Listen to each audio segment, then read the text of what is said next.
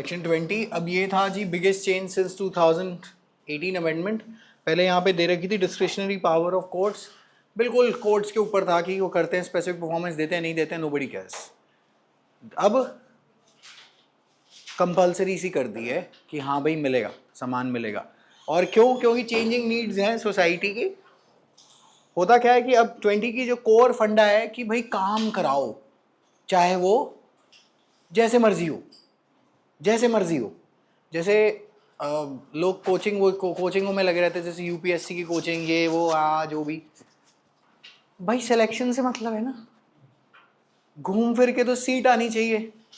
मैं तो कहता हूँ लाइक फॉर एग्जांपल आप हमारे यहाँ के स्टूडेंट हैं, दे भैया जितने, अगर इंटरव्यू स्टेज पहुँचते हैं, जितने इंटरव्यू हैं जा सारे दे।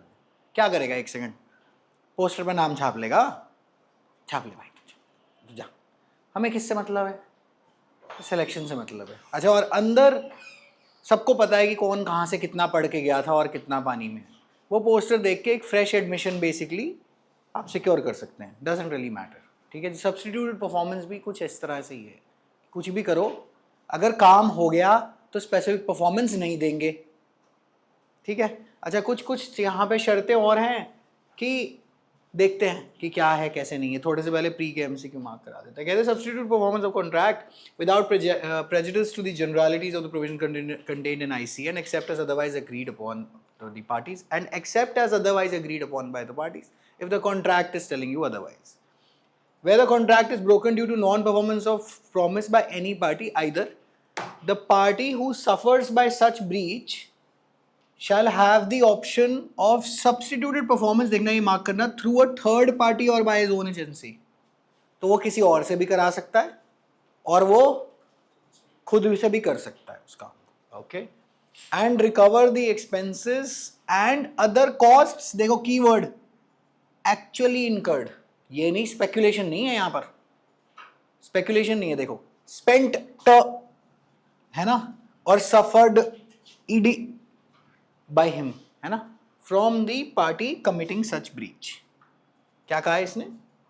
and recover the expenses and other costs actually incurred, ला पैसा दे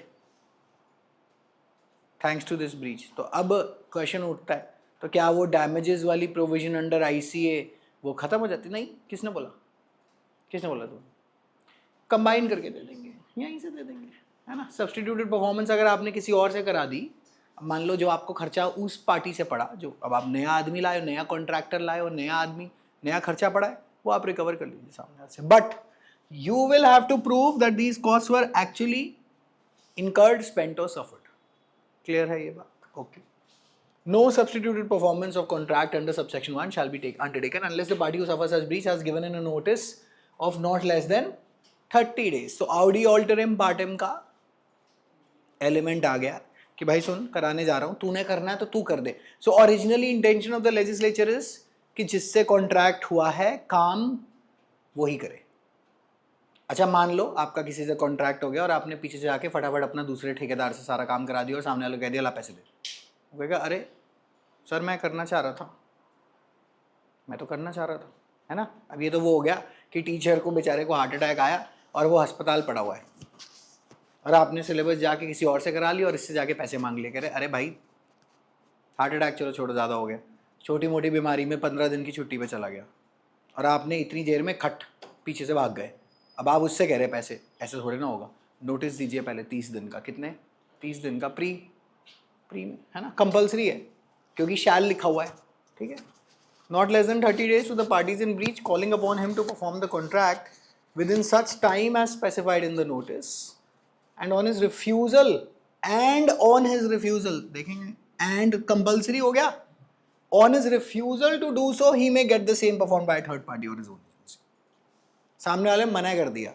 अच्छा, अब मुझे बताना, refusal to do so, मान लो एक्सप्रेस रिफ्यूजल ना है, मौन आ गया, रिश्ता भेजा था सामने वाले को, कोई जवाब ही नहीं आया, मौन। जवाब ना देना भी तो जवाब है ना। तो सामने वाला ये भी आर्ग्यू कर देगा, ओ हमने तो मना नहीं करा था। अरे भैया तो जवाब नहीं दे रहे तो मना ही है एक तरह से। ठीक है। Okay. Provided that the party who suffers such breach shall not be entitled to recover the expense and cost under subsection 1 unless he has got the contract perform through a third party or by his own agency. देखो, unless he has got the contract, contract की performance जरूरी है तो तुम 20 का फायदा उठा पाओगे। काम तो हुआ होगा, कॉस्ट लगी होगी, तो 20 के द्वारा सब्स्टिट्यूटेड परफॉर्मेंस के चक्कर में पैसे लेंगे। तो अच्छा, अब यहां पे दो देखो, ब्रीच ऑफ कॉन्ट्रैक्ट अलग हो गया, सब्स्टिट्यूटेड परफॉर्मेंस अलग हो गई। ब्रीच ऑफ कॉन्ट्रैक्ट है तूने धोखा दिया, उसके पैसे जो कॉन्ट्रैक्ट के अंदर मोस्टली लिखे ही होते हैं, ठीक है। मैंने सेम काम तीसरे आदमी से कराया या खुद से कराया, जो मेरे एक्स्ट्रा पैसे लगे उसके पैसे। समझ में आ रही अंतर है यहां पर, ठीक है जी। अब मान लो आपने 4 लाख का ठेका कर रखा था, सामने वाला भाग गया, रिफ्यूज कर गया कि मैं तो नहीं करूंगा, एक तो हो गए डैमेजेस। जो आपका 4 लाख का जो था, अब आपको 8 लाख में कराना पड़ा। वो जो एक्स्ट्रा जो 4 लाख है ना सब्स्टिट्यूटेड परफॉर्मेंस के, वो आप यहां से क्लेम कर। समझ में आ गई। और ये केस एक ही चलेगा, ऐसा नहीं कि आप मल्टीपल लिटिगेशंस डालेंगे, एक ही केस में, क्योंकि ICASR यार इंटरकनेक्टेड, ठीक है जी। एक के अंदर ही आप क्लेम कर लेंगे। और वो 21 के अंदर लिखा भी हुआ है, 21 के अंदर लिखा भी हुआ है कि कोर्ट के पास ये पावर है कि मिक्स एंड मैच करके दे देगा, स्पेसिफिक परफॉर्मेंस भी करा सकता है, कॉम्पनसेशन भी दिलवा सकता है एक ही रिलीफ में, ठीक है। Okay. When the party suffering breach of contract has got the contract performed through a third party after giving notice, he shall not be entitled to claim relief of specific performance against the party in breach. Why? अब contract तो हो गया, अब काम हो चुका है। अब एक सेकंड, काम स्पेसिफिक परफॉर्मेंस अब क्या कराओगे? काम तो तुमने करा दिया ना ऊपर से। अगर काम करा दिया तभी तो इस सेक्शन में पड़े हुए हो, काम तो हो चुका जी। हम इस सेक्शन में क्या आए हैं कि मैंने सब्स्टिट्यूट परफॉर्मेंस करा दी थी, मेरा एक्स्ट्रा जो खर्चा जो लगा है वो तू for getting it done either on my own और अ थर्ड पार्टी, ठीक है जी। Okay. Nothing in this section shall prevent the party who has suffered for breach of contract from claiming compensation from the party in breach, ठीक है जी। तो breach वाली remedy आपकी नहीं रुकती जस्ट बिकॉज आप 20 में सब्स्टिट्यूटेड परफॉर्मेंस करा गए, है ना। और 14A 16A के अंदर भी सब्स्टिट्यूटेड परफॉर्मेंस रेफरिंग टू 20 दे रखी थी, ओके। तो इसको मैं कहता हूं कमर्शियल रियलिज्म। 20 को, this is what is commercial realism, what do you think I am trying to say. ये कोई लॉ का फंडा नहीं है, this is just my thinking. What do you think commercial realism is?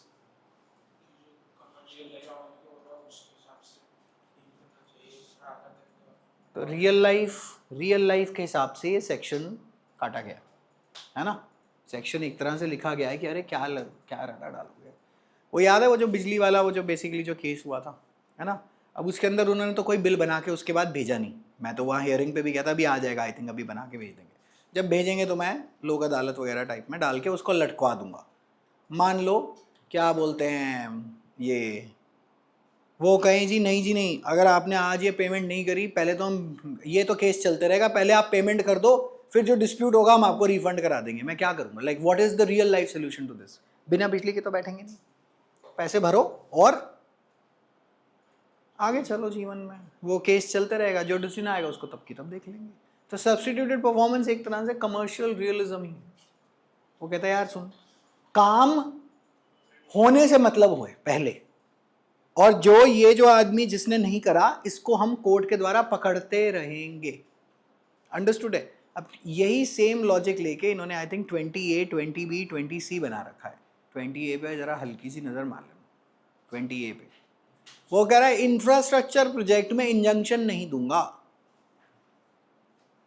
मतलब पुल बन रहा है, लड़ाई हो गई, दो लोगों में लड़ाई हो गई, एक सरकार या आपके में लड़ाई, इंजंक्शन नहीं मिलती। क्यों?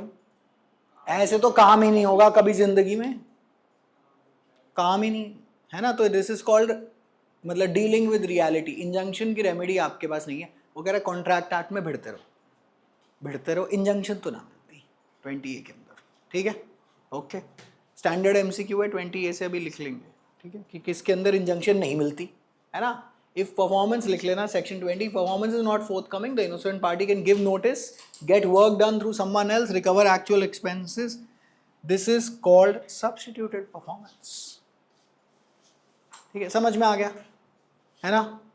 ठीक है भाई, टीचर साहब ने सिलेबस नहीं पूरा करा है, दूसरे से करवा दिया, अब तो ओरिजिनल टीचर्स आपको किसके लिए पकड़ेंगे? जो दूसरे से कराया उसमें खर्चा लगा, भाई तो दूसरे ने फ्री में तो नहीं कराया होगा, पहले तो वो भर, और ओरिजिनल कॉन्ट्रैक्ट की ब्रीच भर। अंडरस्टूड है? लेकिन स्पेसिफिक परफॉर्मेंस टीचर के खिलाफ क्यों नहीं कर सकते?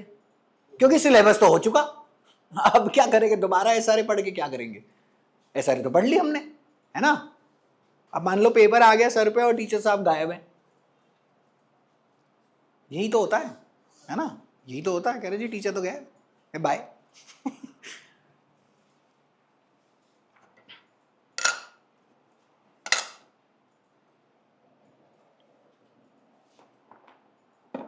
वहां सारे टीचर अंजना ओम कश्यप के खिलाफ धरने पे बैठ रखे हैं। वो कह रही 2 कौड़ी की टीचर, ये एक्चुअली उनकी पर्सनल लड़ाई थी खान सर के साथ। खान सर का एक वीडियो आया था जिसमें कहता अंजना ओम कश्यप जैसों को ये पुतिन से मिलवाएंगे, पागल हो गए इस गधी को, पता नहीं आता क्या है ये वो।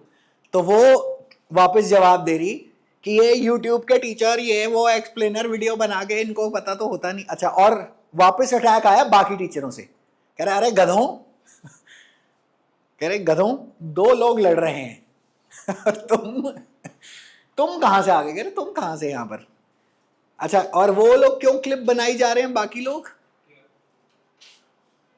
व्यूज किस पे आते हैं? ये इंटरलॉक्यूटरी रेसिड्यूटी काटा, कह रहा तो दिमाग खाना बंद कर, आजा कुछ गाली दे, तू कुछ जुडिशरी को गाली दो, देखो कितना व्यू वीडियो चलता है। अगर मैं आज चले जाऊं यूट्यूब पे और कहूं हमारी जुडिशरी से ज़्यादा घटिया जुडिशरी कोई नहीं, ऐसा अगर मैं कह दूं तो कंटेम्प्ट नहीं चाहिए मुझे, पता चले किसी ने कह दिया तो सबसे ज़्यादा व्यू आएंगे, सबसे ज़्यादा।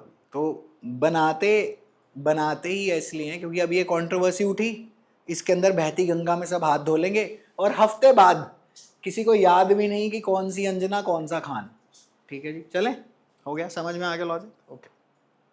Sage contracts with Akshay to construct a classroom studio for 40 lakhs. Akshay abandons project halfway.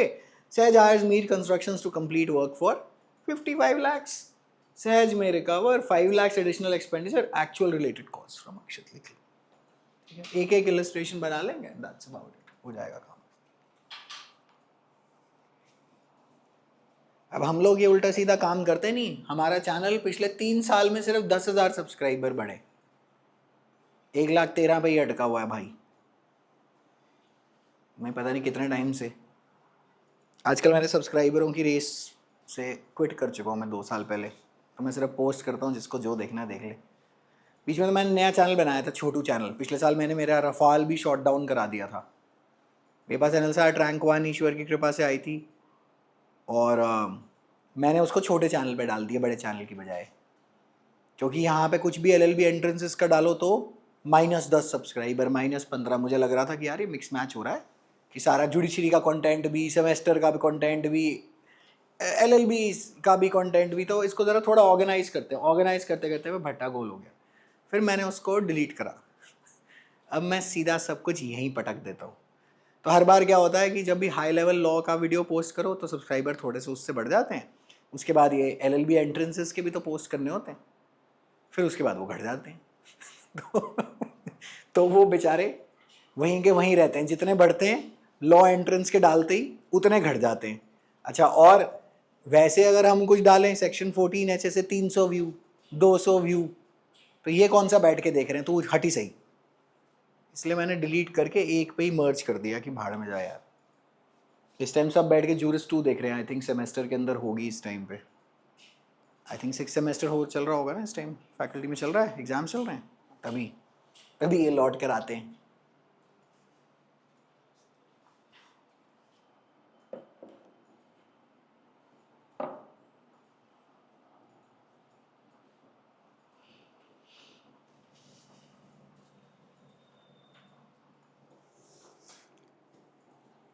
चले, हो गया,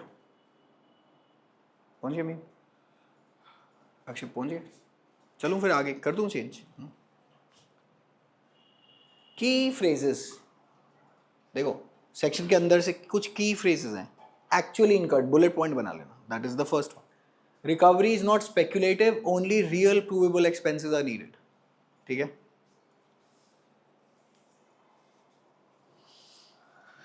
Through his own agency means plaintiff may complete work himself. That is the second point.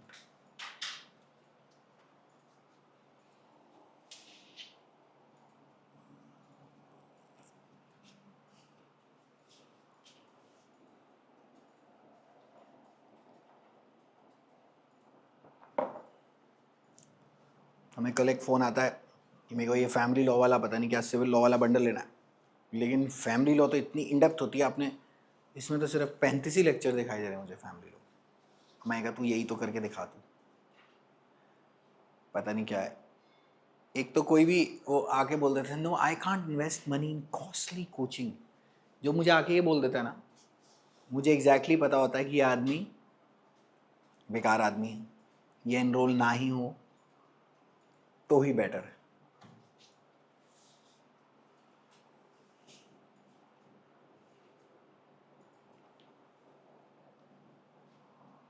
अभी जैसे judiciary के भी एक दो बीच बीच में फ़ोन आते रहते हैं, 1,80,000 रुपये। मैं कहा तो एक दिन के थोड़े ना है, 3 साल के हैं। पैसे एक बार में देने पड़ते हैं, वो चुंडी मचती है, सिंपल बात है। लेकिन 3 साल के भी तो हैं भाई मतलब कमाल है। Notice must be written, allow at least 30 days, clear call for performance, warn or substitute performance, है ना। ठीक है, ये थर्ड पॉइंट है जो नोटिस वाला। ये इस सेक्शन के कुछ की एलिमेंट्स हैं।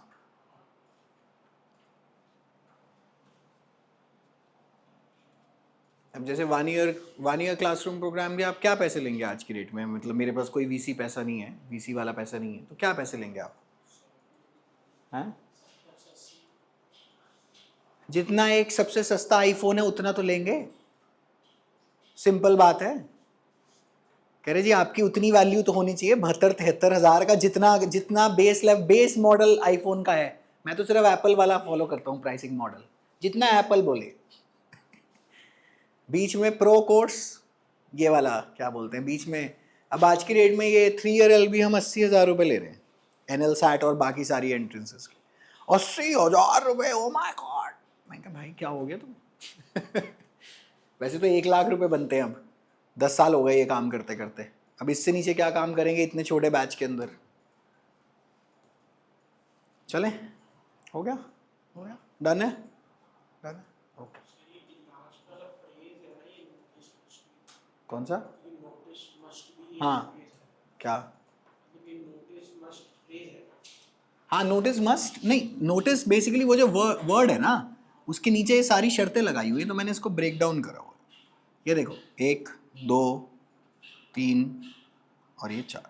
वहाँ पे तो मस्ट नहीं लिखा हुआ ना, वहाँ पे कोई मस्ट नहीं लिखा हुआ, और मैंने नोटिस की सारी रिक्वायरमेंट निकाल दी है इसमें से कि नोटिस ऐसा हो। क्योंकि अगर कंप्लाई नहीं करा फिर, क्योंकि नोटिस के बिना सब्स्टिट्यूटेड परफॉर्मेंस है नहीं, नोटिस ढंग का नहीं गया तो सामने वाला कह देगा कौन सा notice, this does not classify as a notice because it does not meet the statutory requirements of the section. Understood है? तो therefore this does not comply, so therefore it is no, and if it is not a notice then no substituted performance was allowed to begin with। हम क्या करें, हम नहीं देंगे पैसे, हमें तो पता ही नहीं है ना।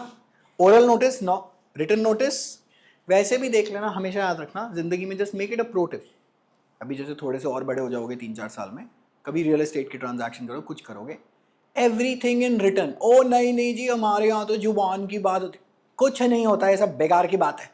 कल को जब निकल कर आता है ना, और मैं तो हमेशा कहता हूँ इंगेज अ डिसेंटली प्रैक्टिसिंग लॉयर। 2-3 साल हो चुके हों जिसको प्रैक्टिस में, उसके पैसे ना, सारी दुनिया की एक ही एम रहती है कि वकील का पैसा, डॉक्टर का पैसा, सीए का पैसा खा जाऊँ। इनके पास जितना एक्सपीरियंस है ना भैया रियल लाइफ का, उसको इन्वॉल्व करो। उसको अगर करोड़ों रुपए की डील में 1 लाख रुपए वकील को देने भी पड़े टू फ्रेम एवरीथिंग प्रॉपरली, दे देना। क्योंकि बाद में जब सीपीसी एसआरए टीपीए के पंगे पड़ते हैं तो उसमें 25-30 साल प्रॉपर्टी घूमती रहती है और आप घूमते रहते हो, आप निगम बहुत घाट पहुंच जाओगे। प्रॉपर्टी ना कहीं, प्रॉपर्टी वहीं की वहीं रहेगी, वही नाम के आगे एलआर लगा देंगे, D- रिप्रेजेंटेड बाय LR। उसमें बीच में LRO के बीच में लड़ाई हो जाती है, उसकी अलग लिटिगेशन है कि अब किसका चले। Okay. On refusal or failure, substituted performance arises only after express refusal or failure within notice period. ये expression है वहां पर, हेलो, ये expression, ठीक है।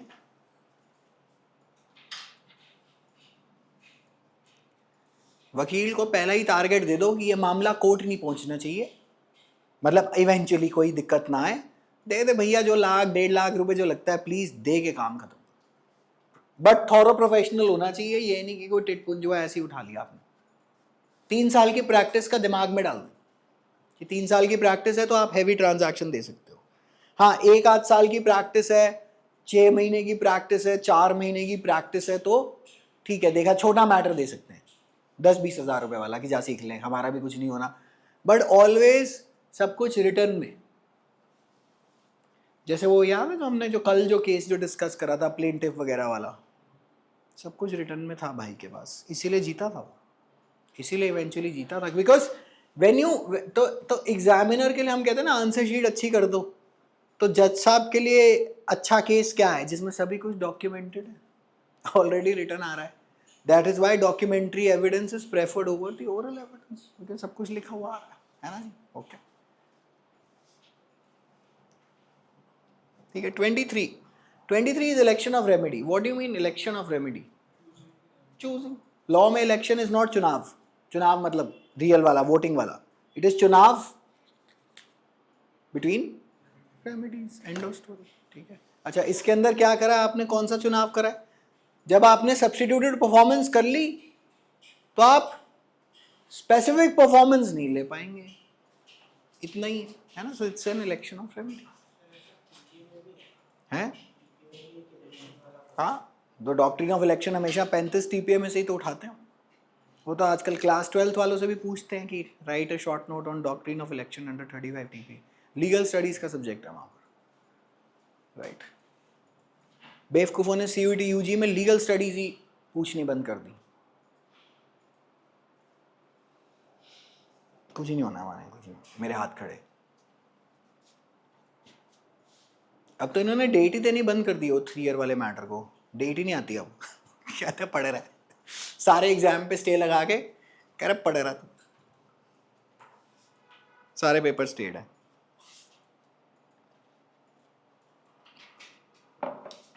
सब बकवास। एक छोटा सा पेपर होता नहीं छोटी सी नौकरी के लिए। यूपीएससी वालों को देखो, हर साल आते हैं, हर साल विदाउट फेल। अच्छा, और क्वेश्चन भी ऐसे बनाते हैं कि तू ढूंढ भाई। 14A एंड 16A के साथ आप कनेक्ट कर सकते हैं, वहां पे भी सब्स्टिट्यूटेड परफॉर्मेंस के साथ बातचीत करी थी हमने। Sage contracts with Akshit to construct classroom. If Sage chooses specific performance, he waits for judicial decree. If Sage chooses substitute performance, he gives notice, higher he recovers cost. है ना, 2 ही option है ना।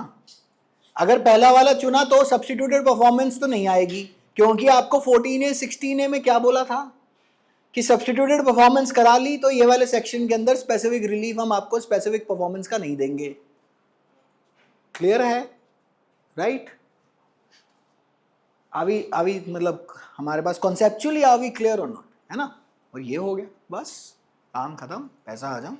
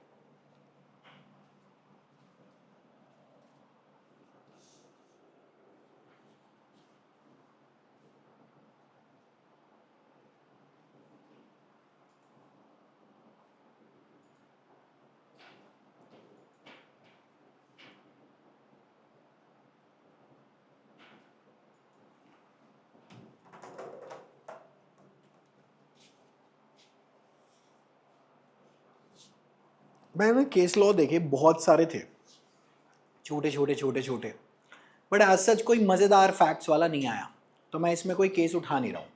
अगले वाले में उठाऊंगा 21 में, ठीक है। बहुत ही शानदार केस है, देखना रियल लाइफ में क्या क्या होता है उसके अंदर। याद रख लेना, गोल्डन फॉर्मूला इज, सेक्शन पढ़ लिया, सब हो गया। जितने केस पढ़े हों, मैं ये नहीं कह रहा कि अब आप 15-20 केस एक ही सेक्शन पे पढ़ देना, एक भी पढ़ लेंगे, एक सिर्फ एक हो जाए, होता है। कॉन्सेप्चुअली क्लियर होना चाहिए कि ये सेक्शन रियल लाइफ में कैसे चलेगा, है ना। अच्छा, इसके सब्सटीट्यूशन मैंने आपको इलस्ट्रेशन से लिखवाई हुई, कि इतने केस पढ़ने ही ना पढ़े, कॉन्सेप्चुअली क्लियर हो चले। ओके, 28 लिख लेना। 28, these are special provisions to insure national development is installed by litigation, ठीक है। इस सेक्शन के अंदर ज़्यादा और कुछ भी नहीं है, लेकिन इससे प्री का क्वेश्चन यहाँ बनता है कि in which of the following cases can injunctions not be granted,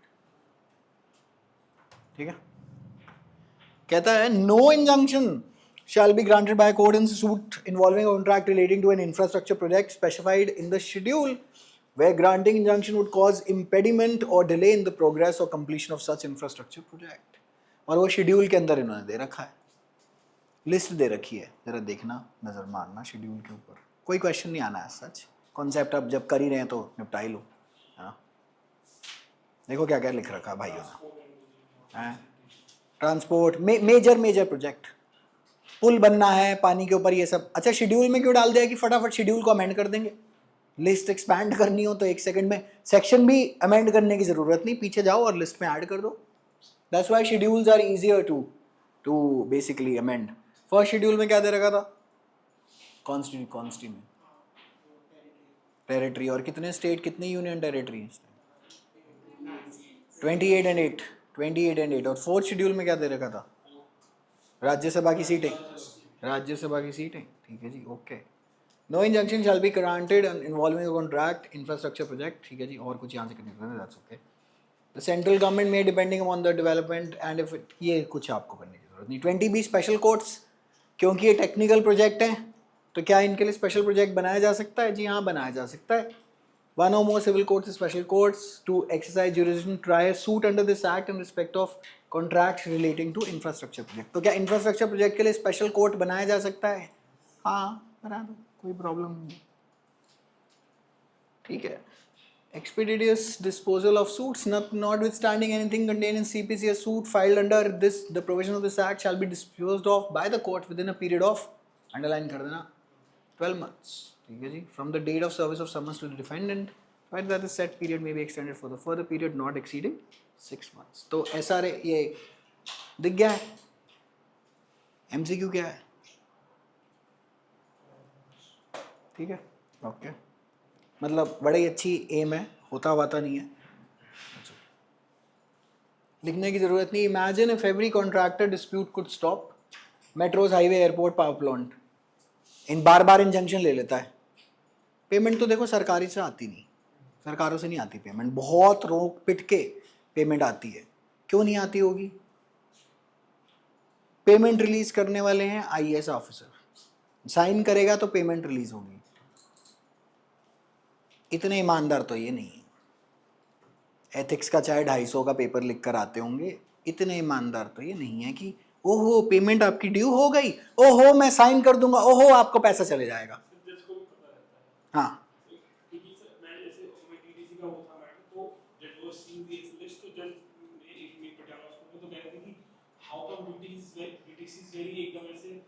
time पे पेमेंट कर रहे हैं, तो डीटी से आर्गुमेंट कर रहा था, हाँ सर अभी तो पेमेंट कर रहे हैं, तो मैंने खुद कहा कि हाँ वी नो कितना दिख रहा है कि कितना टाइम पे पेमेंट हाँ, सारी ऊपर से लेके नीचे तक बदमाशी है सिस्टम के अंदर, ठीक है जी। साइन के पैसे हैं, हर साइन के पैसे हैं, क्योंकि सिस्टम में से ऑथराइजेशन है पेमेंट रिलीज कराने की। आप गवर्नमेंट कॉन्ट्रैक्टर बन जाइए, आप जरा पेमेंट रिलीज करवा दीजिएगा बिना वाइनिंग एंड डाइनिंग करा के। हर जगह यही है, शराब, पार्टी, औरत, सप्लाई, तो जाके इनकी मोटी पेमेंटें आती हैं। अच्छा और वो आगे आपको क्या लगता है कॉन्ट्रैक्टर कौन है, नॉर्मल आदमी, इन्हीं का भाई बंधु है जिसने पेपर नहीं निकाला, सीबीएसई में भी इस साल यही हुआ है, वो कोएम्प्ट एजुकेशन वगैरह वाली जो इतनी बड़ी कंट्रोवर्सी चल रही है, पूरे के पूरे टेंडर रीराइट करे हुए हैं एक स्पेसिफिक कंपनी को फेवर करने के लिए, और ये 17 साल के बच्चे निकाल के दे रहे हैं इन्वेस्टिगेशन कर करके। आप सोचिए देश के यूथ पे उस उम्र पे क्या बेसिकली क्या उम्मीद छोड़ रहे हैं हम उनके हाथों में कि उनका क्या होने वाला है यहाँ पर आगे। खैर, Sage Infra Limited contracts with Akshit Construction to build metro corridor. Dispute arises. Akshit file suit, seeks injunction. Stop metro construction until dispute. अगर ये अलाउ कर दिया ना, मेट्रो का पुल भी वहीं रुक जाएगा, और उसके बाद कह रहे पड़े रहो तुम 3-3 साल के डिले, 5-5 साल। इन प्रोजेक्ट्स में इंजंक्शन नहीं मिलती, काम चलते रहेगा, पेमेंट के लिए लड़ते रहो, जो डिक्री आएगी वो वहां से आएगी। अंडरस्टूड है? ठीक है। Rishida Developers contracts with Mihir Engineering for highway bridge. Dispute over design compliance. Mihir seeks injunction. If stoppage delays project completion, court cannot grant injunction. That's the logic behind the section. ठीक है जी? Public ही है भाई, schedule के अंदर list दे रखी हो ना। This does not eliminate contractual remedies. Parties may still seek damages, compensation, substituted performance, final adjudication. It only restricts disruptive injunctions. बस इसको लिख लो 20A 20B के लिए, ठीक है? इलस्ट्रेशन लिखने की आज सच मुझे नहीं लगता कि we'll just be wasting time. ठीक है, जो लिस्ट दे रखी है उनके लिए नहीं, ठीक है?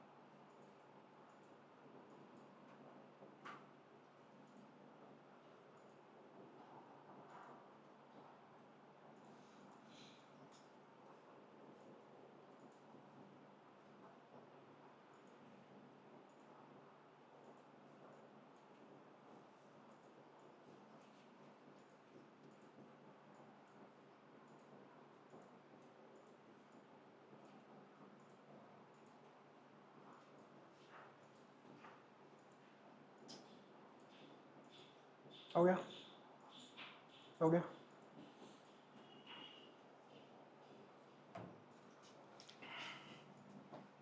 और इंजंक्शंस का काम हमने सीपीसी में देखा ही हुआ है ना। अब यहाँ पे करके इंजंक्शंस बेसिकली उस टाइम में मैंने कराई नहीं थी, क्योंकि वैसे आइडियली स्पीकिंग सीपीसी और एसआरए की इंजंक्शन इकट्ठे चलती है, राइट? प्रोसीजरली इंजंक्शंस वहाँ पर है, और फिर यहाँ पे जो कोर कॉन्सेप्ट जो आपका चलेगा, ठीक है? अगले हफ्ते बेसिकली खत्म हो जाएगा। चले, ओके। सेक्शन 20B, अच्छा ये तो हो गया। स्पेशल कोड्स आप बना दीजिए, नथिंग मच मोर, ओके। 21 पे आ जाइए। Power to award compensation in certain cases and suit for specific performance of a contract. The plaintiff may also compensation for its breach. अब अलग सूट थोड़े ना लगा कर आएगा, कितनी लिटिगेशन का टाइम पड़ा हुआ है for such performance, right? Okay. If in any suit, the court decides that specific performance ought not to be granted, but that there is a contract between the party which has been broken by the defendant and the plaintiff is entitled to compensation for that breach, it shall award him such compensation accordingly. वगैरह कोई बात नहीं, पैसे ले जा। Specific performance मैं नहीं allow कर रहा, be it for whatever reasons that we have studied, ठीक है? If in any suit the court decides that specific performance ought to be granted, but that it is not sufficient to satisfy the justice of the case and that some compensation for breach of contract should also be made to the plaintiff, it shall award him such compensation. वगैरह थोड़ा सा पैसा दे सकता है, कोई बात नहीं। Specific तो बेसिकली ये दिमाग से निकाल देना कि या तो स्पेसिफिक परफॉर्मेंस मिलेगी या कॉम्पनसेशन मिलेगी, नहीं 21 में मिक्स एंड मैच भी मिल सकता है। तो एप्लीकेशन प्लीडिंग क्या लगाओगे? बोथ ही लगाओगे, पैसे तो क्लेम करोगे ही ना सामने वाले से, okay. In determining the amount of any compensation awarded under this section, the court shall be guided by the principles specified in 73 of ICA. 73 क्या कहता है? Remoteness of damages. याद आ रहा है कि अरे ये तो बहुत दूर है या आपकी ब्रीच से बहुत ज़्यादा दूर है. वी विल बेसिकली यहाँ पे वो कनेक्शन बनाने की कोशिश करते थे वेदर दी क्या बोलते हैं damages the damage that is arisen, उसका कनेक्शन कितना है आपकी ब्रीच से. याद है वो जो एक फैक्ट्री वाला केस होता था, उसके अंदर उसने वो उसको कुछ वो बनाने का कोई हैंड टूल बनाने का कोई ऑर्डर दिया था, फिर उसने वो बताया नहीं था कि मुझे बहुत अर्जेंट चाहिए, उसका पूरा आगे टेंडर फेल हो गया. दैट ठीक है, तो वो कह रहा है उसके हिसाब से डिसाइड कर देंगे. Okay. No compensation shall be awarded unless the plaintiff has claimed such compensation in his plaint. गधा होगा वकील वो जो प्लेंट के अंदर पैसे ना मांगे. मांगनी. अच्छा, लेकिन फिर इन्होंने थोड़ा सा एक और कर दिया है, थोड़ी सी इन्होंने छूट दे दी है यहाँ पे. Provided that where the plaintiff has not claimed any such compensation, the court shall at any stage of the proceeding, underline कर लेना, pre का question है, allow him to amend the plaint. Amend the plaint, order 6, rule 17. ठीक है जी, simple बात है. Rejection is 711, substitution of party 110. ऐसे ही याद रहने चाहिए ये, राइट? कि खट खट खट यही है. 20-25 ही होते हैं. लोग कहते हैं पूरी सीपीसी का क्या अचार डालना हमने. Main order 10 rule 1A first hearing, ये सब ये मोटा माटी पता होना चाहिए CPC. Okay. As may be just for including a claim for such compensation allow कर देंगे, अमेंड कर दें. 617 की एप्लीकेशन डाल देना कि जी वो थोड़ा सा रह गया था. वैसे तो एसआरए के केस में usually compensation will be included from the get go thanks to this section, कि क्या पता जज कहाँ जाए, है ना. और साथ में 151 सीपीसी की एप्लीकेशन लगा देंगे कि, है ना, कि भाई साहब कुछ ना समझ में आ रहा हो तो 151 के तहत करना, ताकि मेरे से मत पूछना कि ये मैं किसके तहत करूँ. ये सेक्शन ये रहा. ठीक है. ओके. दिस हाँ नहीं 151 बार नहीं करेगा. मैं कह रहा हूँ 151 के साथ में एप्लीकेशन और लगा देंगे कि जज साहब बहानेबाजी करें कि हो ये तो मैं कर ही नहीं सकता. तो 151 के अंदर जो खुला दरवाज़ा है, एप्लीकेशन तो आप बाय डिफ़ॉल्ट चिपकाते ही है ना उसके अंदर. The circumstances that contract has become incapable of specific performance does not preclude the court from exercising the jurisdiction conferred by this section. तब भी पैसे दे देगा. ठीक है. Okay.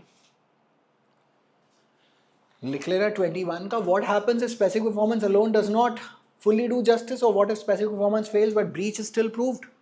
Section 21 gives the court flexibility. The court may grant specific performance alone, compensation alone, or both. है ना. आज सोच रहा हूँ ये वाला लेक्चर आज डेमो डाल दूँ यूट्यूब पे. सिंपल से सेक्शन है, इसमें ज़्यादा कोई प्रॉब्लम भी नहीं. कॉम्प्लेक्स वाला काम, रेडीनेस एंड विलिंगनेस वाला तो पहले ही हो चुका है. लोगों को याद रहना चाहिए ना कि हम जुडिशरी पढ़ाते हैं. इतने सारे मैंने एनएल साठ के इंटरव्यू पटक दिए वहाँ पर.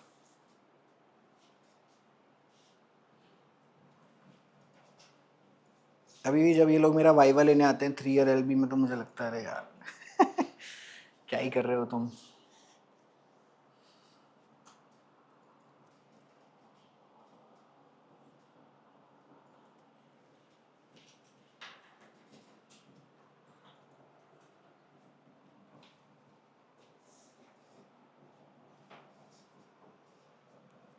उन्होंने एक पेरेंट टेढ़ी मेढ़ी टोन में बात करा था. मैं कहा आप पता करके आओ कि आप कहाँ आए हो, जरा थोड़ा सा लॉ के सर्कल में जरा थोड़ा सा पता करो कि क्या सीन है.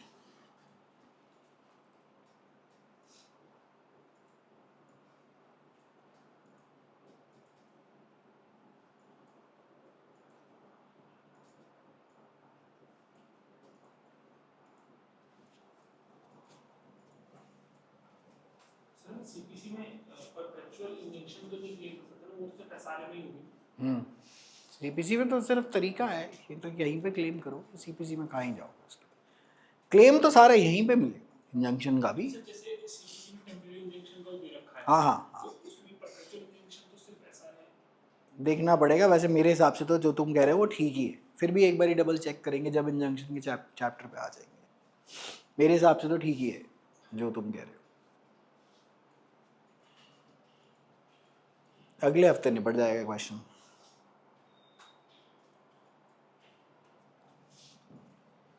ठीक है. तो एसपी भी मिल सकती है, कॉम्पनसेशन भी मिल सकती है, या बोथ भी काम हो सकता है. हाँ. ये तो उतना ही लंबा सब्जेक्ट खिंच गया जितना हमारे, मतलब ये तो उतनी डेप्थ चली गई जितनी सीआरपीसी और सीपीसी में दिमाग लगाया था। हाँ हाँ, ये हैं क्यों? मैंने एसआर पढ़ा होता है, मैं यूट्यूब पे बहुत एसआरए, मतलब एसआरए में मुझे, मतलब मेरे लिए सबसे ज़्यादा मज़ेदार सब्जेक्ट है ऑन द सिविल साइड, कि कुछ रियल लाइफ के बारे, कह रहे कुछ तो फाइनली प्लेन हमारा धरती पे आया, कि धरताल के ऊपर हम बात कर रहे हैं। एसआरए बढ़िया, बहुत बढ़िया सब्जेक्ट है, पता नहीं मतलब मेरे को तो आसान सा लगता है। बट हाँ, क्योंकि देखो अब लाइक ओवरऑल अगर हम कंपेयर करें, देखो every section that we have covered is threadbare, है ना, एक भी चीज़ एसआरए में से तो छूट ही नहीं सकती। इनफैक्ट आगे ईश्वर करे कि नौकरी लगे, एसआरए ये भी लिख के ले लेना, सिर्फ एसआरए है। और जिस जज को, जिस जुडिशियल ऑफिसर को एसआरए आती है उसकी इज्जत रहती है। वकील दुखी हैं कि भाई साहब इनको एसआरए कैसे नहीं आती, क्योंकि मेजॉरिटी काम एसआरए के अंडर है। क्योंकि दौड़ भाग के आप किस एक्ट में रिलीफ लेने, किस एक्ट में पहुंचोगे, एसआरए में पहुंचोगे ऑफ कोर्स, है ना। इस पे भी लड़ाई है कि ये प्रोसीजरल है या सब्सटैंटिव है। पौलक मुल्ला भाई कहते हैं प्रोसीजरल है, मेरे हिसाब से तो दोनों ही है, बट मेरे हिसाब से ज़्यादा एडजेक्टिव है, प्रोसीजरल कम है। देखिए ना, अब ये इसमें क्या प्रोसीजर है, ये तो एक तरह से सब्सटैंटिव के अंदर सब कैटेगरी एडजेक्टिव है। बट मेरा फिर उसके ऊपर एक प्रश्न है कि इतनी लड़ाई करनी ही क्यों है, जो है काम कर। अरे क्या चर्चा लगा रखी। ठीक है, Sahaj agrees to sell studio premises to Anjali. He delays execution by 8 months. Anjali seeks specific performance and compensation for rental losses suffered during delay. है ना? तो इसके अंदर क्या दे सकते हैं? स्पेसिफिक परफॉर्मेंस, एक्चुअल ट्रांसफर कि लाओ, और ये 8 महीने की जो मेरा नुकसान हुआ है वो भी दे।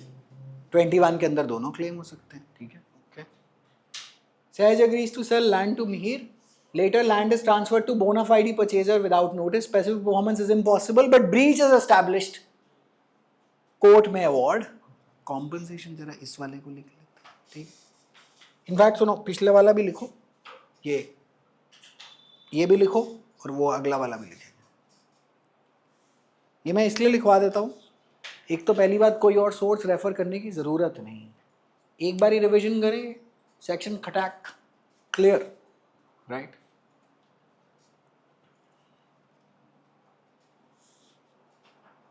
तो ऐसे भी नहीं पढ़ाते तो कैसे पढ़ाते, मेरे को तो यही नहीं पता, नहीं पढ़ाते। हाँ हाँ वो एक मैंने देखा था बस, हाँ वो मतलब बहुत ओल्ड प्रोफेसर है, हाँ जीएनसी बॉम्बे के प्रोफेसर है, हाँ हाँ उनका है सिर्फ एसआर के मैंने देखा है, हाँ, तो ठीक है, अच्छा बाकी से हाँ, एसआर नहीं पढ़ाते। वाह, मुझे लगता है मुझे मेरी वैल्यू पता नहीं है, मैं अंडर प्राइस करता रहता हूँ अपने आप को। मैं हमेशा दूसरों को देख के परेशान रहता हूँ कि वाह अरे वाह, इसके इतने सब्सक्राइबर, इतने व्यू हो गए। सीधा मैं तो बोल दिया प्राची को, यार दरवाज़ा बंद कर, ₹1,00,000 से नीचे कोई फीस नहीं, निकालो यहाँ से सबको। नुकसान पर नुकसान होते चले गए।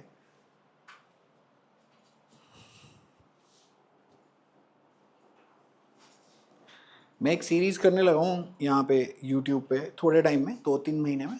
कोर्स ये बैच तो अब रैप अप है सारे के बाद। मैं डीजेएस के ना सारे प्री के पेपर सॉल्व करूँगा वहाँ पर, उसको फॉलो कर लेना साथ साथ। जो मैं, अच्छा, जो डीप इनसाइट है वो तो मैं यूट्यूब पे फ्री में डालने नहीं वाला। मैं बीच बीच में क्या करूँगा, वीकेंड्स पे लाइव सेशन के लिए बुला लूँगा जूम पे, आ जाना, कि जो मेरी इनसाइट्स हैं उन पेपर को सॉल्व करने के बाद वो मैं एक्सक्लूसिवली बैच में मैं शेयर कर दूँगा। ठीक है ना। और वैसे तो मैं ट्राई कर रहा हूँ कि मैं यहाँ पे एक सेटअप कर लूँ कि जिसको बेसिकली आपको ऑफलाइन आना ऑफलाइन आ जाना, जिनको ऑनलाइन अटेंड करना हो ऑनलाइन अटेंड कर लेना सेम टाइम पे ही, जिससे जूम पे हम बेसिकली एक ही बार में बैठ जाएं। कि अब बेसिकली अब दिल्ली के पेपर को तो क्या बोलते हैं, अब हम दुखी करेंगे क्योंकि अब सिलेबस पूरा हो गया है ना। अच्छा, अब लाइक फॉर एग्जांपल A&C है, आर्बिट्रेशन एंड कॉन्सुलेशन एक्ट हमारी बची हुई है, उसको मैं प्री रिकॉर्डेड फॉर्मेट में दे दूंगा वहाँ पर। बट मान लेते हैं कि हमने डिकोड कर लिया फ्रॉम प्री की सेक्शन 7 पे आता ही आता है क्वेश्चन, आना ही आना है। मैं कहता हूँ पूरी एक्ट को थ्रेडबेयर की बजाय भैया 7 पे मैग्नीफाइंग ग्लास लगा ले, आता ही आता। है ना, कॉन्सेप्चुअली आता ही आता है, मेंस में भी आता है, प्री में भी आता है, तो आ जाओ पहले उसको वैसे निपटा लेते हैं, है ना, मतलब वैसा करेंगे तो अच्छा रहेगा हमारे लिए। ठीक है, चले, हो गया।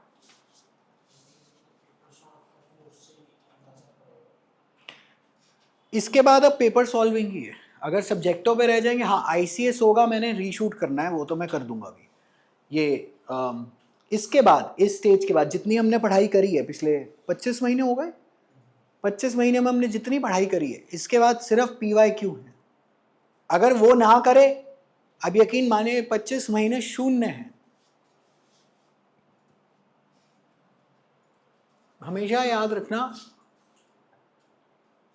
एक तो है पढ़ाई करनी, है ना, जितनी हमने कर ली, ऑफ कोर्स ऑलमोस्ट हमने आज, आई थिंक इस सब्जेक्ट के भी मेरे अब ये मतलब पहली बार आफ्टर अ वाइल 400 पेज पे iPad पे नोट्स चल रहे हैं। ऑलमोस्ट हमने हर सब्जेक्ट पे हजार पेज, 1500 पेज की पढ़ाई करी है।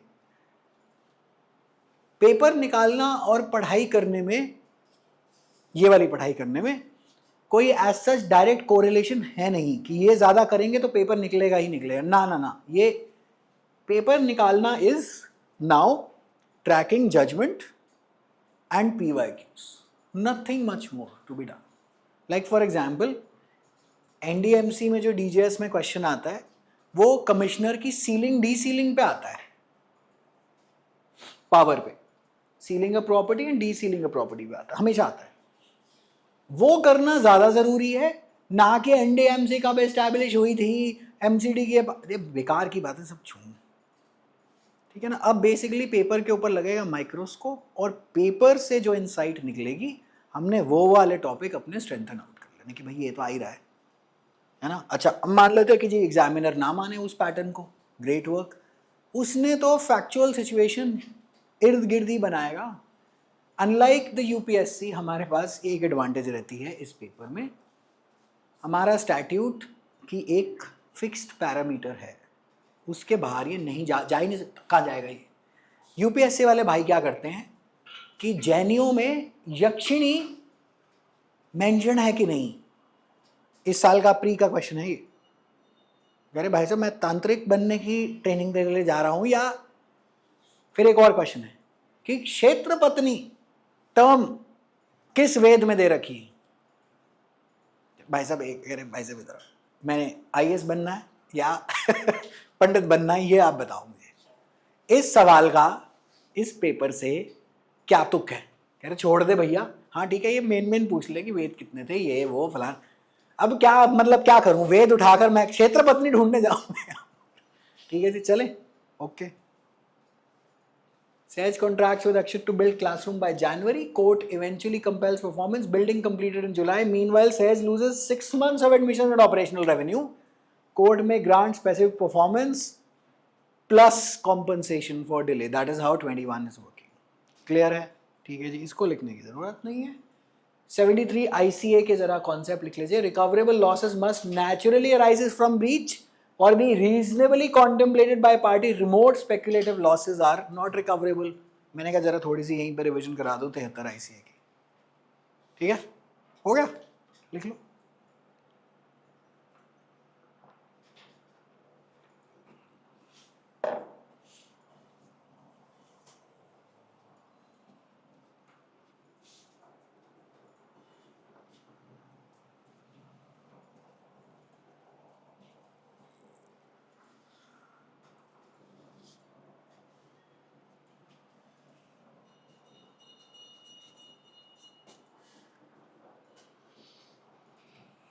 सॉरी मैम, ठीक है तबीयत उसकी? क्या हुआ था? गर्मी? अरे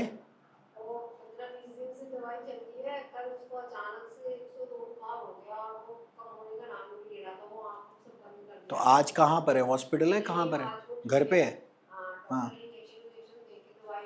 हाँ, अच्छा अच्छा, ठीक है ठीक है ठीक है ठीक है। आप जा रहे हो फिर 6 जून, वो कराई है आपने टिकट? हाँ अच्छा ठीक है, चलो अभी 4 दिन हैं। ठीक है ठीक है, चले हो गया, अक्षत हो गया। चलो केस का नाम लिख लेना, अब सिर्फ केस की डिस्कशन है, आज सच कोई फैक्ट लिखने की जरूरत नहीं है, ठीक है। Urmila Devi versus the DT मंदिर श्री चामुंडा देवी 10 जनवरी AI 2018 सुप्रीम कोर्ट 640।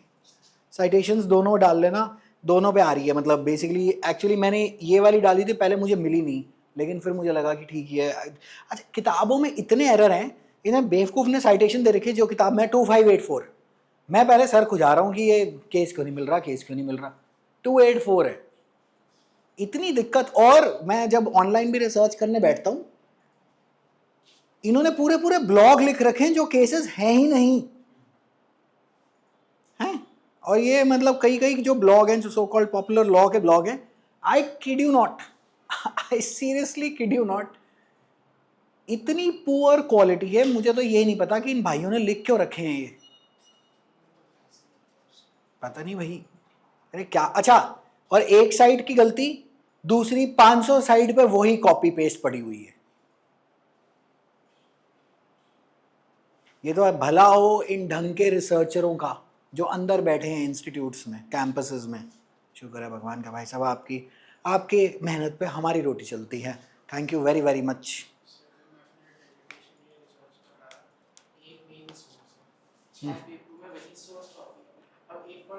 हर जगह सही है, हर जगह सही है।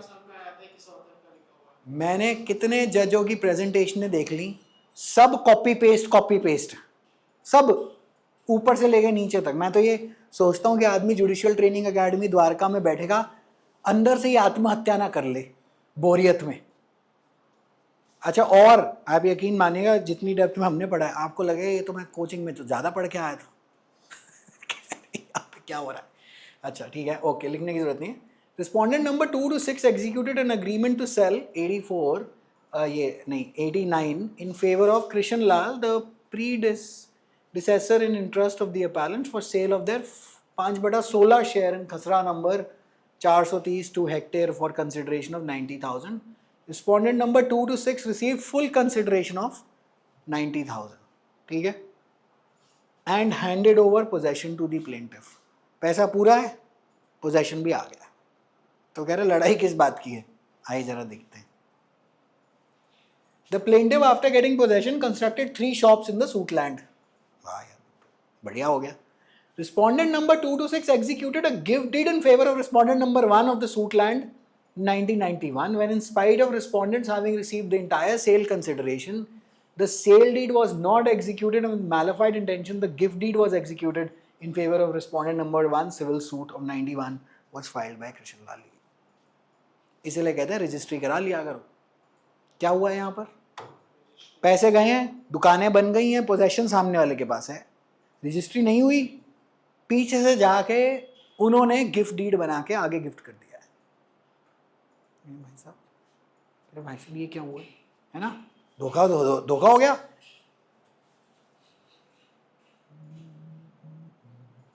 कब है ये ATS?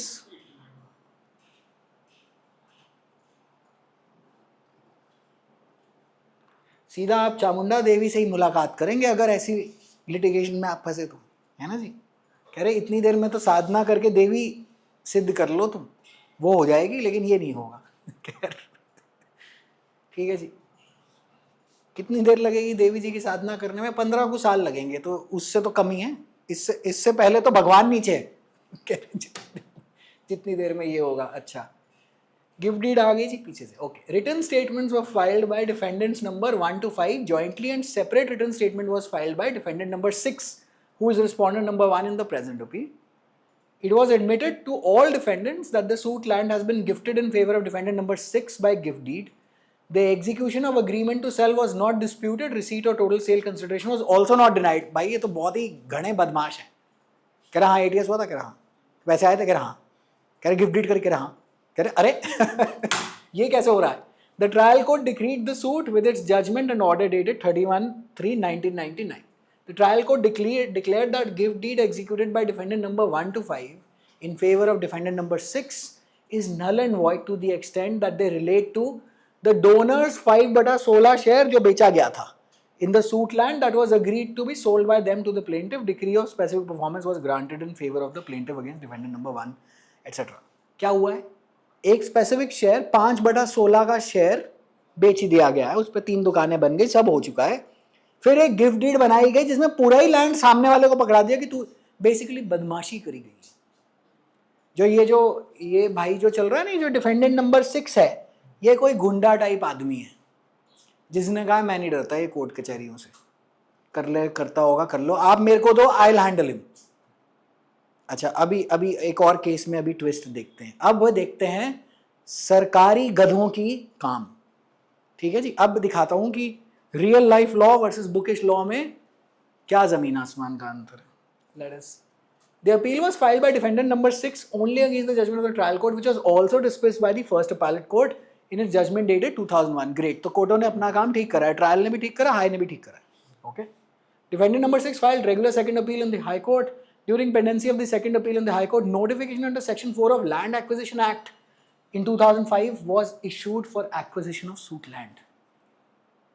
सरकार ने जमीन क्लेम करने के लिए नोटिफिकेशन इशू कर दी। और राइट टू प्रॉपर्टी कोई फंडामेंटल राइट आपका 19(1)(f) से कब का जा चुका, आर्टिकल 300(a) के अंदर, right available to both foreigners and citizens, क्योंकि वहां पर्सन लिखा हुआ है। क्लियर है। और कौन सी अमेंडमेंट से क्या था, 44वीं अमेंडमेंट 1978, कुछ याद आ रहा है कि नहीं आ रहा? ठीक है जी, ओके। डिफेंडेंट नंबर 6, आपको क्या लग रहा है कि यहां क्या हुआ होगा अभी तक के फैक्ट से? लैंड एक्विजिशन एक्ट का फैक्ट आ गया। अब आएगा सरकारी मुआवजा, और किसको मिला होगा? इस भाई को, डिफेंडेंट नंबर 6 को। और प्लेंटिफ कह रहा ओए हेलो, और मैं कहां, वो कह रहा तू हट। इसीलिए तो गिफ्ट डीड कराई थी। इनको पहले से खबर होगी कि ये होने वाला है। ये हुआ है 2005 में, ये नहीं पता होता कि कब होता है ना। और अच्छा, और अभी इन्होंने क्या करा है, टाइटल नहीं, म्यूटेशन के रिकॉर्ड के बेसिस पे कॉम्पनसेशन दे दी। रेवेन्यू रिकॉर्ड के, रेवेन्यू रिकॉर्ड में कोई टाइटल थोड़े ना आता है। कह रहे अच्छा, मुसीबत ये कि प्लेंटिफ भाई के पास भी टाइटल नहीं पड़ा हुआ, क्योंकि रजिस्ट्री तो वो दिखा नहीं सकता है। यहाँ पे शालीमार बाग करके एरिया है, शालीमार गांव, दिल्ली की सबसे बड़ी डेमोलिशन चल रही है, सारी तोड़ गए, सारे जितने मकान थे सारे तोड़ गए फ्रंट, मतलब मेन रोड पे। किसी के पास कागज ही नहीं है। वो तो ठीक है, वो जी लोग इलीगल बैठे, भगाओ इनको, ग्रेट वर्क। बैठने किसने दिया था जी? इतनी बिल्डिंगें किसने बनने दी थी इतने साल? डीडीए और एमसीडी के करप्ट अधिकारियों ने। आज उनके बच्चे जा चुके यूएस पढ़ने, और वो कर रहे हैं मौज, कहीं गुड़गांव में कोई प्लॉट व्लॉट लेके अच्छा घेर के बैठे हुए हैं। और यहाँ वाले लोग जिन्होंने घूस चढ़ा के मकान बनाए थे, आज सब खत्म हो चुके। 3 लाख रुपए मुआवजा मिला है। कह रहे 3 लाख रुपए ले और उठ जा। हाई कोर्ट लड़े, सुप्रीम कोर्ट लड़े, कह रहे डिसमिस, निकलो यहाँ से। वीडियो देख लेना, शालीमार बाग डेमोलिशन, मतलब in recent times it is the biggest demolition drive. इतनी खतरनाक डेमोलिशन ड्राइव है कि मेन रोड के जितने मकान थे सारे साफ कर गए। ठीक है जी, अच्छा। और रेखा गुप्ता हमारी उसी एरिया की सीएम, अब कह रहे वोट ले लियो तू अगली बार यहाँ से। अच्छा। An award for the 10/6/2008 was also given for the land as well as 3 shops which are constructed. The name of defendant number 6 being recorded in the revenue records. Compensation was awarded to defendant number 6. वाह जी वाह, वाह। Plaintiff कह रहा मेरी तो काल सर्प दोष की पूजा कराऊंगा मैं, है ना। ये पक्का इस टाइम ज्योतिषियों पे पड़ा होगा कि बता कौन सी दाल किस नदी में उपाय की तरह दान करूं कि ये क्या हो गया, है ना। अच्छा, और इस भाई ने पैसे भी पूरे दिए थे, 90,000 1989 में। 1989 में 90,000 बहुत शानदार अमाउंट रहा होगा, है ना। 90,000 के अशोक विहार में उस टाइम पे कोठियां आ जाती थी 90,000 रुपए। ठीक है, चलें। ये डिफेंडेंट नंबर 6 जो हारा हुआ, हाँ, तो वो गिफ्ट डीड भी तो वॉइड करी गई होगी। कौन सी? जो इसके फेवर में हुई, कौन सी फेवर थी? गिफ्ट डीड, हाँ तो वॉइड कर दी है। फिर उसे तो बस फिर वही किताबी law versus real life law. Revenue सरकार जो लैंड एक्विजिशन वगैरह वाले जो ऑफिसर होंगे, वो कह रहे जी मैं तो अपील में हूँ, मेरा तो सूट अभी चल रहा है। नाम किसके है? उन्होंने तो पैसे देने और कट लेना। अच्छा, उन्होंने लैंड टेक ओवर करके अपनी कंस्ट्रक्शन कर दी होगी। वो कह रहे तुम लड़ो, जब आएगा तो कोर्टों में से अपने, तुम्हारी तो जो लड़ाई है वो तुम अपने उस बबल में लड़ो। हमारे हिसाब से आज हमें जमीन चाहिए, किसका नाम चढ़ा हुआ है, कह रहे जी इसका नाम चढ़ा हुआ है। अच्छा अक्षय जी का पॉइंट ठीक है जी, डिक्री तो वॉइड हो गई, कौन सी ये, सॉरी गिफ्ट डीड तो वॉइड हो गई, ट्रायल ने भी वॉइड कर दी, अपैलेट ने भी वॉइड कर दी, हाई कोर्ट ने भी वॉइड कर दी। An appeal is a continuation of the suit, वो तो अपील पे अपील लगाई चली जा रहा है। और अच्छा इतनी टेक्निकल बात इन कथों को कौन समझाए, जो इस डिपार्टमेंट वाले हैं, तहसीलदार, वो तो प्रैक्टिस क्लॉज के बिना वाला है ना। वो कहता मेरे को नहीं पता, ये अपने पैसे पकड़ और जमीन दे, मुझे नहीं पता, मेरी नौकरी ऑन द लाइन है। ठीक है जी, चलो ग्रेट हुआ। Before the High Court, a submission was raised on behalf of defendant number 6 that land has been acquired during the pendency of the second appeal. The decree for specific performance cannot be maintained. Plaintiff सामने specific performance के लिए SRA के अंदर खड़ा हुआ है। The High Court, agreeing with the submission of the defendant number 6, modified the decree by ordering respondent number 2 to 6 to pay a sum of 90,000 to the plaintiff with interest at 9% per annum from the date of filing of the suit. The plaintiff through legal heirs agreed by the said judgment has come up in this appeal. वो कह रहा जमीन तो गई, अब कौन सी specific performance कराएगा, ये मैं कैसे करूं स्पेसिफिक परफॉर्मेंस इसकी, मेरे से ही ले गए।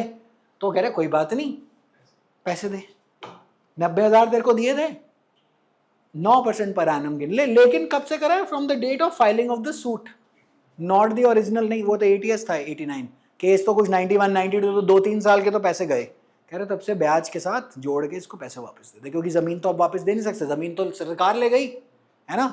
देखिए मतलब क्या से क्या होते रहता है ना। ठीक है, अच्छा आगे चलते हैं। Learned counsel for the appellants in support of the appeal contends that the High Court erred in law in ordering the refund of 90,000 in favor of the plaintiff, whereas the plaintiff was entitled to receive the amount of compensation of land which was received by defendant number 6 consequent to the acquisition of the land. Great work. ठीक है जी, okay. Defendant number 6 had no right in the land in dispute as the gift deed had been declared null and void। वो कह रहा है तुम कौन से gift deed के ऊपर नाच रहा है, वो तो void है। It was the plaintiff who was entitled to receive the compensation from the सरकार, क्योंकि गिफ्ट डीड तो null and void हो गई है ना। और वो अच्छा एक अफसर रहा होगा ये जो लैंड एक्विजिशन, ये तहसीलदार डिपार्टमेंट में से पक्का, जिसने प्लेंटिफ की ज्यों त्यों फिर गया, और उसकी कोई लायबिलिटी नहीं है, तभी तो ये इतनी चौड़ में रहते हैं कि हमें कौन पूछ रहा है। ये अभी सर, ये एक बड़ा रील मेकिंग टाइप ऑफिसर है गुड़गांव में, ये यहाँ का पता नहीं क्या है, वो RS भट्ट पता नहीं ऐसे करके कुछ है, वो सिर्फ रील बनाने के लिए लोगों को, मतलब अच्छा ठीक है अच्छा काम भी करता होगा, बट बीच में कई ऐसे लगता है कि जानबूझ के लोगों को दुखी कर रहा है रील बनाने के लिए। कोई लायबिलिटी नहीं, कोई पूछताछ नहीं, कुछ भी नहीं होना। अभी DTP वाले आए थे गुड़गांव में, DLF फेज 1 to 5 सारी इंक्रोचमेंट बाहर से लोगों की तोड़ गई। ये एक नेता को टच करके दिखा दें, इनके पिताजी के में भी दम हो तो ये टच करके दिखा दें, जितने ये लोगों पे चौड़ मचाते हैं। और लोगों पे चौड़ इसलिए मचाते हैं, ये इतनी टेक्निकल बातें हैं कि अगर आप वकील भी सामने खड़ा हो किसी ने सुननी, क्योंकि वहां कोई कोर्ट रूम थोड़े ना है, या तो स्टे लेकर आ भाई कोर्ट से, तो जाके तेरी बात सुनेंगे। तो इनकी ये जो अफसर हैं, इनकी अंडरस्टैंडिंग भी इतनी कम है। इन्हीं सब के लिए कह रहे हैं प्रैक्टिस क्लॉज लाओ, तो तुम्हें सिर्फ जुडिशियल ऑफिसर दिखाई दे रहे हैं प्रैक्टिस क्लॉज के लिए। गधो यहां डालो कुछ, ये सिर्फ ये छोटे मोटे पेपर निकालते हैं और पहुंच जाते हैं वहां पर, और अकल माइनस में है, शून्य भी नहीं कह रहा मैं, -30 होगी। ठीक है जी, और लोगों की जिंदगी तबाह, परिवार के परिवार तबाह। The High Court, having not interfered with the high finding of below, gift deed was void, as well as plaintiff was entitled for decree of specific performance of the contract. It was plaintiff who was entitled to receive compensation. बिल्कुल ठीक कह रहे हैं, लेकिन ये तो कागजी बात चल रही है कोर्ट में, एक अपने बबल में। रियल लाइफ में तो बुलडोजर चल चुका है ना जी। Okay. Learned counsel appearing for respondent number 2 to 6 supports the judgment and decree of the High Court, and he however does not dispute that the judgment and decree of the courts below declaring the gift deed as void having not been interfered with. Defendant number 6 has no right in the suit land. Learned counsel for respondent number 2 to 6 however submits that compensation determined consequent to the land acquisition be appropriated equally between the plaintiff as well as defendant number 1 to 5. क्यों? क्योंकि 5/16 ही तो बेचा था, बाकी तो share उन्हीं का है ना। अच्छा, no one has appeared on behalf, jail कह रहा चलो हटो हमें नहीं चाहिए। क्या मतलब, गिफ्ट डीड इसके फेवर में थी, पैसा भी इसी आदमी को मिला है ना, और gift deed null and void हो गई है, पैसा अब किसको मिलना चाहिए logically speaking? Plaintiff and respondent number 2 to 6। नंबर 1 का तो कोई अब लेना देना ही नहीं, जब गिफ्ट डीड वॉइड हो गई तो इसका क्या लेना देना है आदमी का। लेकिन इस भाई ने एक स्मार्ट तरीका कर रखा था गिफ्ट डीड का, इसने म्यूटेशन करा दी थी। हैं? गिफ्ट डीड के बाद ही कराई होगी, तभी तो नाम चढ़ा हुआ है और तभी पैसे मिले हैं। सोच के देखो, उससे पहले, अच्छा उससे पहले कैसे करा लेगा म्यूटेशन? सोच के देखना, उससे पहले कैसे करा लेगा म्यूटेशन? इस भाई ने म्यूटेशन कहाँ होती? Revenue record. पैसे कौन दे रहा है? रेवेन्यू वाले।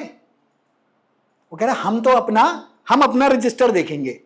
वो कह रहा बट सर ये सुप्रीम कोर्ट की जजमेंट है, revenue record does not confer title. कह रहा मुझे नहीं, अब्बा चब्बा डब्बा, ये नाम है, ये पैसा है, ये हमने इनको देना है और जमीन लेके चली जानी है। प्लेंटिव चीख रहा होगा भाई मैं, कह रहा तू कोर्टों में जाओ और आपस में लड़ो मरो, हमारे पास टाइम नहीं है, हम तो 2005 में आपकी जमीन लेके जा चुके, बाय। अच्छा जी। Plaintiff constructed 3 shops on the suit land. Plaintiff's case that to defeat the rights of plaintiff, a gift deed was executed by defendant number 1 in favor of defendant number 6 has been accepted by the courts below, which have been declared the gift deed as null and void. This court came to the opinion that when the contract has become impossible with no fault of the plaintiff, 21 enables the court to award compensation in lieu of specific performance. Basically ये came to the opinion, basically यहाँ पे ना एक high court इन्हीं की पुरानी judgement इन्होंने refer करके उसमें 21 के ऊपर जो स्टैंडर्ड जो हम जो चर्चा कर आए उसको रेफर करके ये कह रहे हैं, ठीक है, कि 21 में मैं कॉम्पनसेशन भी दे सकता हूँ, किसने मना करा? जबकि केस किसका है? स्पेसिफिक परफॉर्मेंस का। तो इन्होंने प्लेंट में प्लीट कर दिया होगा कि ला भाई पैसे दे दे अगर स्पेसिफिक परफॉर्मेंस नहीं हो रही तो। From materials brought on record, it does appear compensation was determined in favor of the defendant number 6 to the extent of the amount of 10,03,743 रुपए जो सरकार से आए, जो सरकार से इसको मिले। It also appears that compensation towards shop was also determined. The name of the defendant being recorded in the revenue records, compensation was determined in its favor. इनको थप्पड़ लगाना चाहिए इनको रेवेन्यू वालों को कि टाइटल, तुमने टाइटल डिटरमाइन कर दिया रेवेन्यू रिकॉर्ड्स के बेसिस पे, gift deed null and void पड़ी हुई है, टेक्निकली स्पीकिंग टाइटल किसके पास है? प्लेंटिफ, जो ओरिजिनल वो उसने तो सेल डीड करा ही नहीं, तो title never travel to him, उसने तो सेल कंसिडरेशन दे दी और पोजेशन ले लिया। सेल डीड कहाँ कराई थी उसने? जितनी देर में उसने सेल डीड करानी थी उतनी देर में तो गिफ्ट डीड हो गई आगे। बहुत शानदार बदतमीजी नहीं हुई है ना जी? तो एक्चुअली टाइटल किसके पास था? ओरिजिनल के पास था। अच्छा, और इसने गिफ्ट डीड के बाद रेवेन्यू में नाम चेंज करा दिया होगा। अच्छा, रेवेन्यू का रजिस्टर तो अलग है, उसको ख्वाब आएगा कि gift deed null and void हो गई है। इसीलिए कहते हैं जैसे फॉर एग्जांपल कुछ हो जिंदगी में, दौड़ के भैया उसको अभी के अभी चेंज करा दे, यहां कुछ नहीं पता। मेरे ड्राइवर लाइसेंस में अभी अभी एक्सपायर हुआ तो मैंने रिन्यू कराया, मैंने उसमें देखा, फिर मुझे याद आया वो मेरे फादर के नाम पे मेरी मदर का नाम चढ़ा हुआ था। तो सरकार के लिए अगर मैं कहीं पे डीएल एज आईडी प्रूफ दूंगा तो मेरे पिताजी का नाम मिसेस अरोड़ा ही है। कह रहे हमें नहीं पता इसके अंदर लिखा है। वो कह रहे भाई साहब ये नहीं है, तो कह रहे तू चेंज करा, हमें नहीं पता, दिस इज योर लायबिलिटी। ठीक है जी, इसने स्मार्टनेस करी होगी, ये डिफेंडेंट नंबर 6 ने म्यूटेशन करा दी इसने जाकर, और उसके चक्कर में 79 का मामला 2018 पे आ गया, एक म्यूटेशन कराने के चक्कर में। इसीलिए कहते हैं वकील के पैसे ना रोको, पैसे भरो और दे इसको। ठीक है जी, okay. Decree of courts whereby the gift deed dated has been declared void. Defendant number 6 is left with no right in the suit land, is clearly not entitled to receive any amount consequent to the acquisition of the suit land. It has not come to record as to whether compensation consequent to the acquisition of the suit land has been received by the defendant or not. ठीक है जी, okay. Taking into consideration overall facts of the case, we are of the view that end of justice be served in awarding compensation of 10 lakhs in favor of plaintiff appellants out of the compensation received consequent to the acquisition of the suit land. The rest of the compensation, if any, received towards land and shop has to be paid to the landowner, that is defendant number 1 to 5, after deducting an amount of rupees 10 lakh out of the said compensation. तो अगर plaintiff कोई 10 लाख रुपए तुम दे रहे हो तो बाकी बचा गया 3,000 7,043 रुपये या ऐसा कुछ तो वो भी बेचारे कह रहे जी वो भी खत्म हो गए. देखो, we are of the view that be served in favor of the plaintiff and appellants out of the compensation received consequent. The rest of the compensation, if any, received towards land and shops in questions has to be paid to the landowner. ये respondent number 1 to 5 कौन थे? जिसने original 90,000 रुपए लेके इनको plot दिया था. Understood यहाँ पे क्या हुआ है? ठीक है जी. We further direct, in the event compensation has not yet been disbursed, the compensation be disbursed to the appellants, legal heirs of the plaintiff, क्योंकि वो तो मर चुका पक्का. Respondent number 2 to 6 in the above manner, in the event the compensation has been received by defendant number 6, respondent number 1 shall return the compensation to the extent of 10 lakhs to the appellants and the rest of the amount to defendant number 1 to 5. The judgment and decree of the High Court modified to the above extent. वगैरह अगर पैसे आ गए हैं तो तू देगा, नहीं आए तो अगर सरकार ने होल्ड करे हुए हैं कि जी कलेश है तो हम आपको आगे. इसीलिए सरकार यूजुअली स्पीकिंग तो रिलीज नहीं करती. अगर कलेश है ना कोर्ट में, वो कहते हैं हमें नहीं पता ये ऊंट किस करवट बैठेगा. जब बैठ जाएगा और यूजुअली जजमेंट लानी पड़ती है सुप्रीम कोर्ट से, हाई कोर्ट से भी लाओगे, उन्हें क्या पता. या तो फिर then you make the appeal period run out. Appeal की लिमिटेशन से पहले तो कुछ नहीं होगा. फिर उनमें बोलो जी अपील नहीं जा रहे क्योंकि अपील लिमिटेशन खत्म हो गई उसकी, अब कहाँ जाओगे. क्लियर है? ठीक है जी. ओके, मुबारक हो. रियल लाइफ लिटिगेशन ये तो हो गई है सारे, ये होता है कलेश. ठीक है जी. अच्छा, अब इसके अंदर नॉट होमवर्क रिवाइज फैक्ट्स, मतलब इन द सेंस जब ये when you encounter this judgment in your ये क्या बोलते हैं revision, you just open it up and revise the facts. ठीक है, डिस्कस तो हमने करी हुई है तो 1 सेकंड में समझ में आ जाएगी. ठीक है, that's about it. See you tomorrow.